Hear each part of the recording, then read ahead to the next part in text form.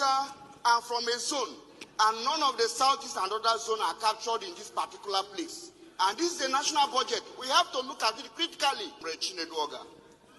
Mr. Speaker, I want to bring the attention of the House in this item 281, Light Rail, Kanu, Ogun, Lagos. Mr. Speaker, I'm from a zone, and none of the southeast and other zones are captured in this particular place. And this is a national budget. We have to look at it critically. It's not for a particular state, Mr. Speaker. The southeast need to be included. That is my point of order, Mr. Speaker. Thank you. Thank you, Honorable. I think that at this moment that Igbos are still being marginalized in Nigeria. Igbos are still being marginalized. Honestly, to be very, very sincere and candidly, Igbos are still marginalized. It was Obasanjo that wanted to balance the equation when he came to power. But after Obasanjo left, he went back to that status quo again, which is so bad.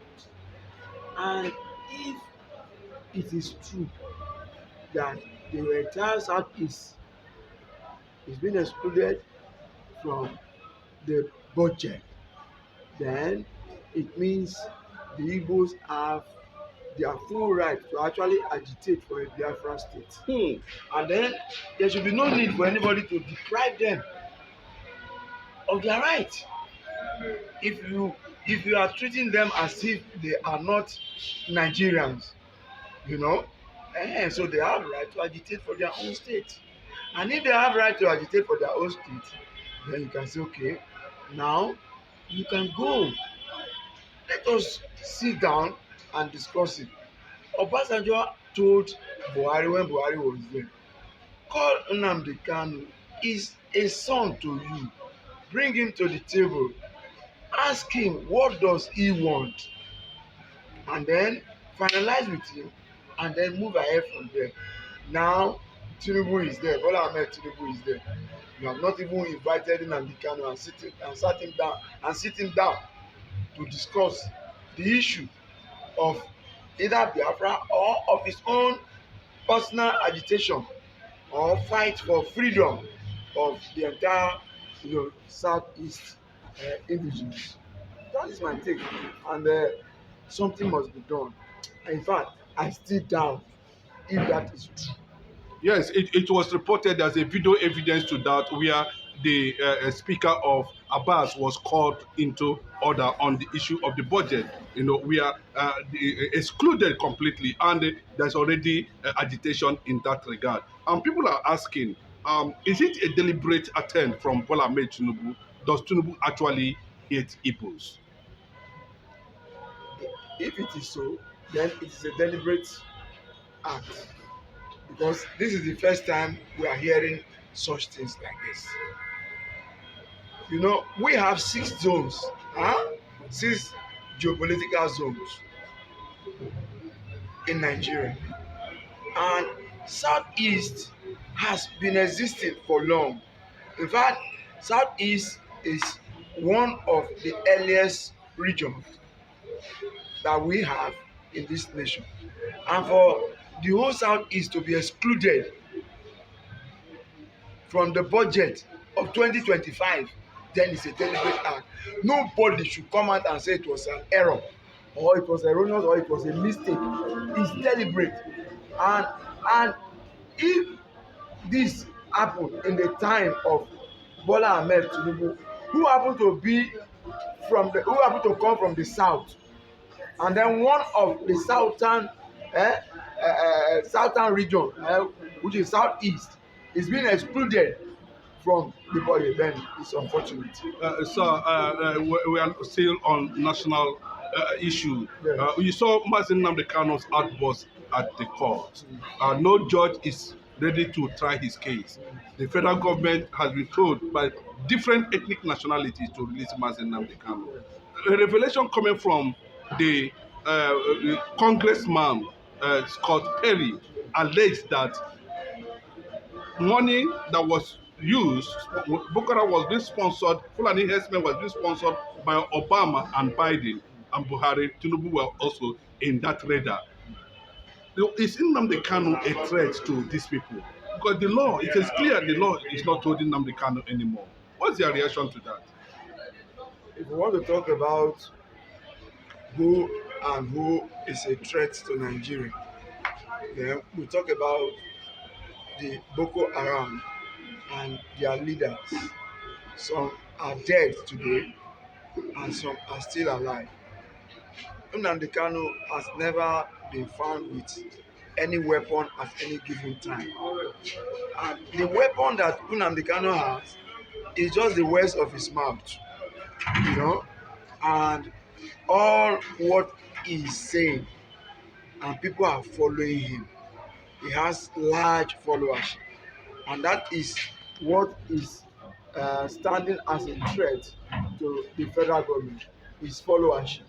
How can somebody, they are imagining, how can somebody like this, just talking from mouth, and people are following him. He's still in detention, and people are fighting for him, So that is what the federal government consider as a threat.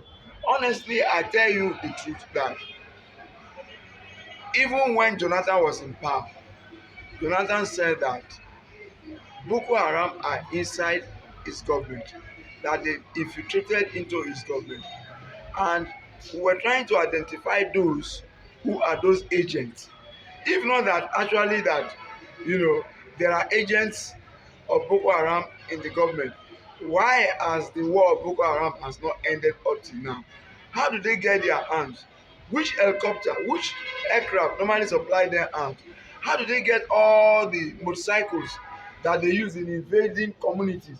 How do they get the pickup van truck that they normally use to invade communities? And where do they normally hide with all these things that they cannot be found, that they cannot be discovered? Why is Sabisa Forest a place where the army cannot overrun, the air force cannot overrun, the navy cannot overrun, that the entire forces of Nigeria cannot overrun, up till this time? Then there's a compromise somewhere, and that is what the congressman, is trying to reveal to the whole world, that the whole world should know this if they have not known at all. But we have actually know it, but we were still speculating. But now it has come from one of the horse's mouth, and there is no way we can doubt it. It is true. Now, yes, there are sponsors and there are government sponsors, both international and national.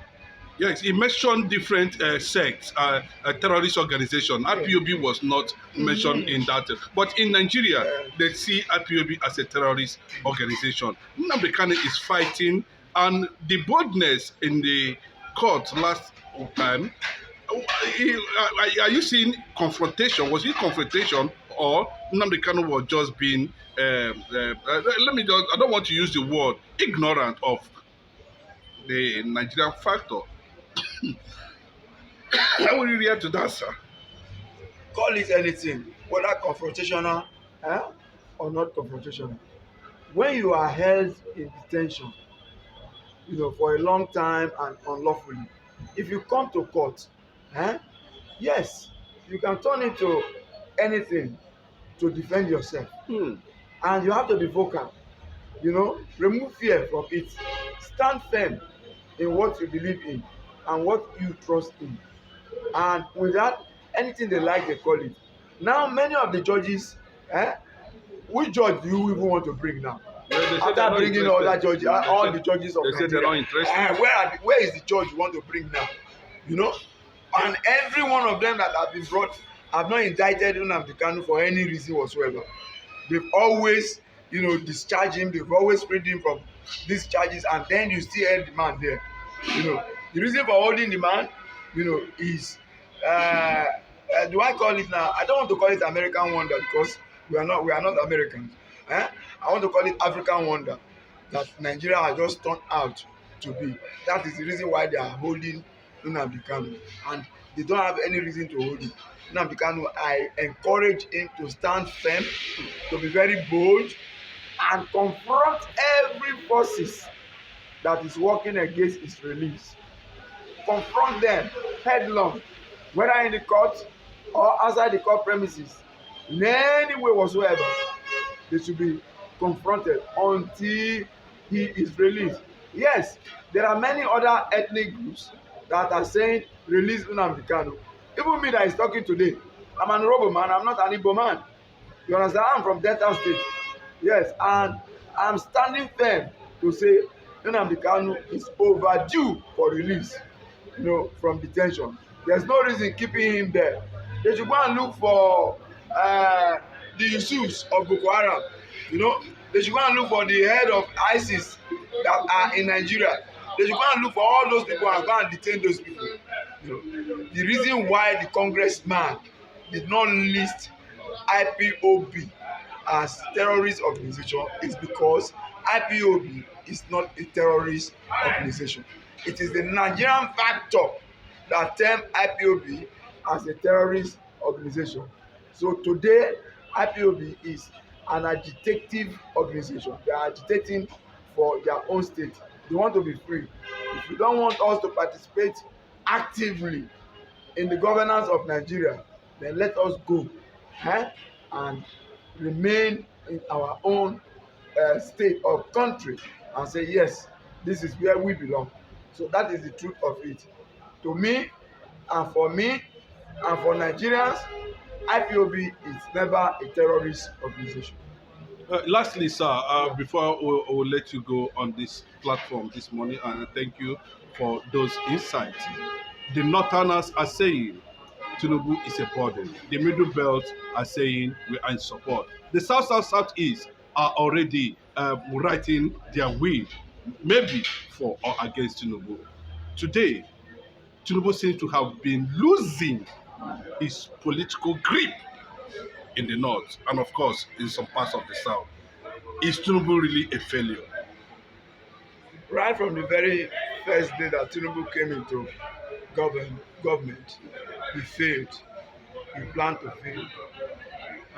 His first pronouncement that subsidy is gone and is gone forever made him a failure. At the first instance, when he made that pronouncement, people thought that removal of subsidy will bring goodness to Nigeria. But at the long last, it was discovered that because he didn't plan the removal very well, that was the beginning of his failure.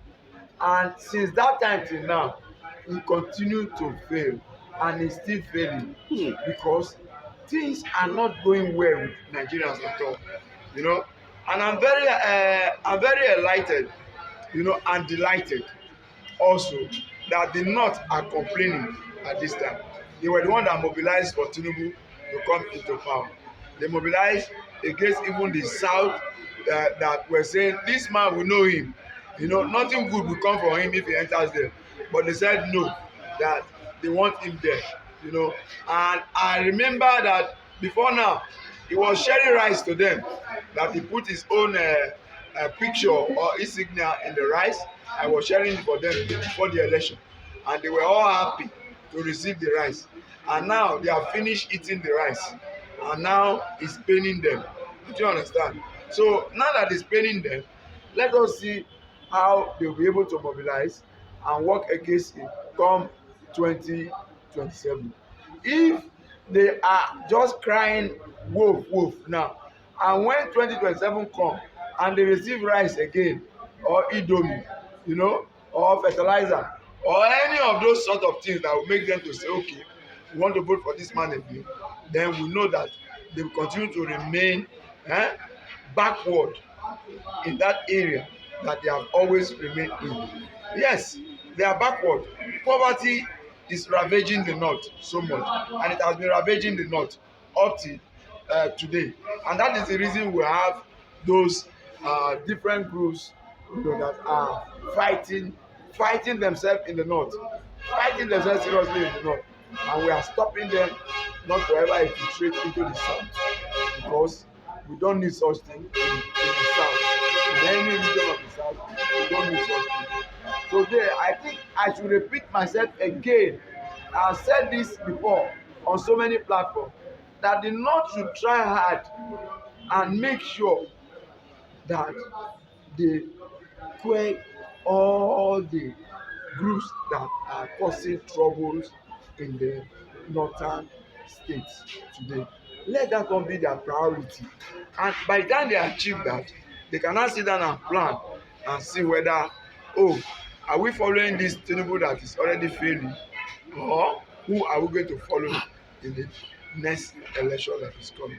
That's my intake. Okay, lastly, sir, Pa Ayo Adebanjo died without the release of Mazi Nnamdi Kanu, whom he agitated for and campaigned for under Buhari Tinubu. Mazi Nnamdi Kanu was not released. Mazi Nnamdi Kanu wrote a personal letter to him on his demise. How would you describe Pa Ayo Adebanjo?